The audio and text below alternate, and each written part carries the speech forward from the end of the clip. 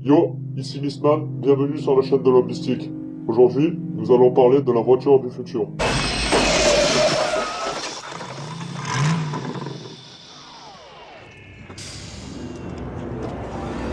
Marty! You've got to come back with me. Where? Back to the future.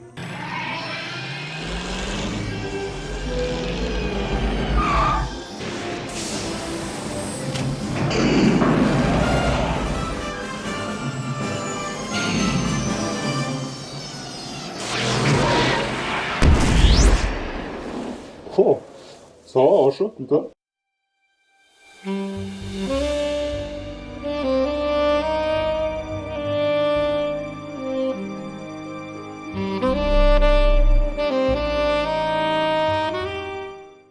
Alors avant de plonger plus en détail sur l'aspect technique lié à ce type de véhicule tel que le carburant, le prix d'un véhicule de ce genre, etc., etc., j'aimerais attirer votre attention sur ces quelques photos qu'on peut retrouver sur Google, simplement en tapant dans la barre de recherche voiture futuriste. Donc prenons celle-ci, voilà. Elle fait très futuriste. Bon, bien sûr, c'est un modèle qui a été un petit peu mal fait en 3D, j'ai l'impression. Ou prenons celle-ci, la voiture d'Elon Musk, qui a un design assez particulier.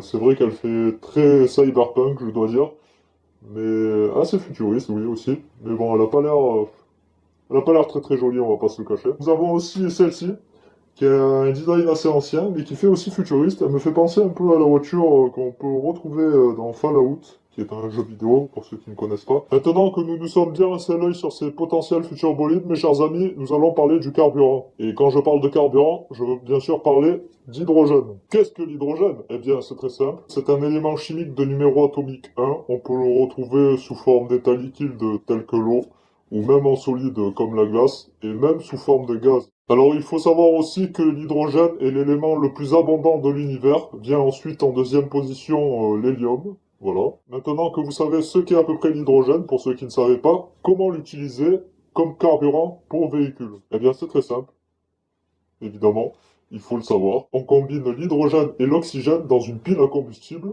ou deuxième solution, dans un moteur à combustion interne, dans lequel les émissions sont assez réduites comparées au carburant actuel que nous pouvons retrouver tout simplement dans nos stations-service, voilà, telles que le gasoil ou l'essence, voilà. Et il faut savoir également que l'hydrogène peut produire de l'énergie, mais que l'électricité peut produire de l'hydrogène à son tour, créant ainsi une boucle d'énergie renouvelable et sans danger pour l'environnement. Pour vous résumer, une voiture qui marche à pile à combustible est générée par un courant électrique par une réaction chimique impliquant hydrogène et oxygène. Dans l'industrie, il faut le savoir, on a besoin d'hydrogène pour tout un tas de raisons et tout un tas de produits indispensables. Alors, dans l'industrie, on commande de l'hydrogène qu'on se fait livrer. Oui, mais voilà, un camion, ça ne roule pas à l'hydrogène. Ça arrive quelquefois en retard. Et au final, obtenir l'élément le plus abondant de l'univers, ça peut devenir compliqué. On s'est demandé si ça n'était pas plus malin de produire de l'hydrogène d'origine renouvelable sur place. Comment produit-on de l'hydrogène? Souvenez-vous, on prend de l'eau, une anode, une cathode, on ouvre le courant et hop, on obtient de l'hydrogène. Avant de conclure la partie carburant, j'aimerais vous montrer une petite liste liée à l'utilisation de l'hydrogène sur des véhicules, tout simplement. Donc vous voyez qu'en petit 1, l'utilisation de l'hydrogène sur des véhicules dégage beaucoup moins de CO2 que les voitures traditionnelles. Petit 2, la fabrication en revanche de l'hydrogène demande énormément d'énergie. Et je relierai ce petit point 2 au point numéro suivant en vous disant que la quasi-totalité de la fabrication d'hydrogène mondiale provient des énergies fossiles telles que le gaz naturel et le charbon. Maintenant, si vous le voulez bien, revenons à nos petites voitures pour parler cette fois-ci d'autonomie. Alors vous allez me dire, rouler à l'hydrogène c'est bien, mais est-ce que c'est comme les voitures électriques? Est-ce qu'on va pouvoir faire 100, 200 km? Eh bien non. Tout dépend selon le constructeur et sa fabrication et le modèle, etc.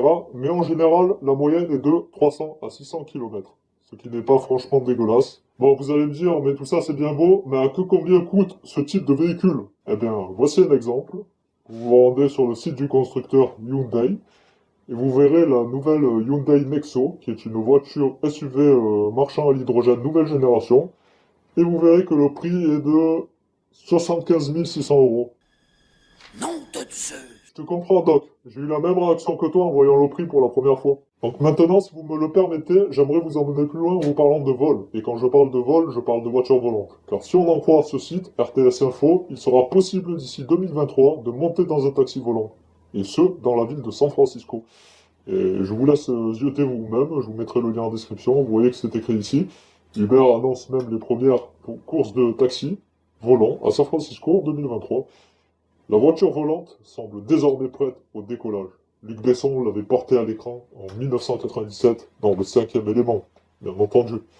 Du coup voilà, une révolution à nos portes, tatati, tatata, problématique, quel intérêt, nanana, voilà. D'ici 15 ans, bon, il y a pas mal de choses à dire. Donc pour rester dans la course des voitures volantes, cette fois-ci je vous ai déniché une petite perle, une petite vidéo que nous allons contempler ensemble, vous et moi. Donc c'est parti. Donc là, comme vous pouvez voir sur la première image, nous avons le projet Zapata.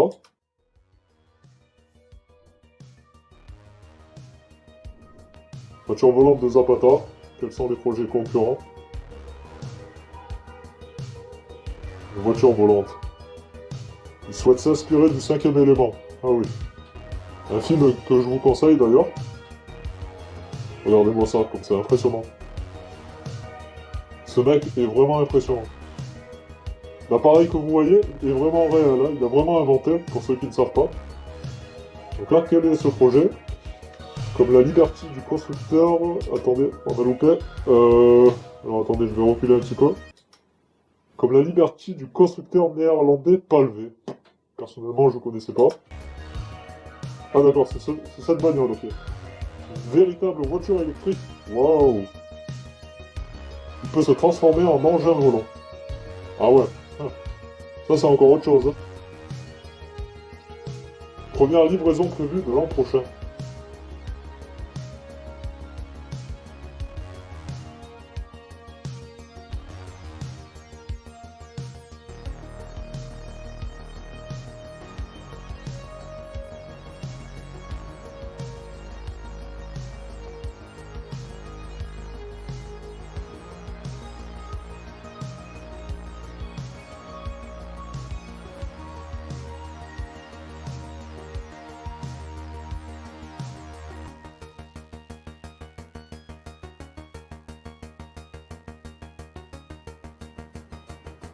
Ah, c'est quoi ce véhicule?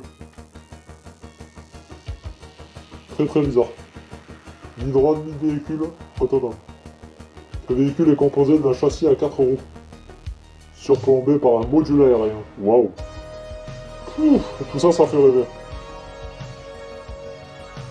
Oh, c'est impressionnant. Très très impressionnant. Ça, c'est le futur.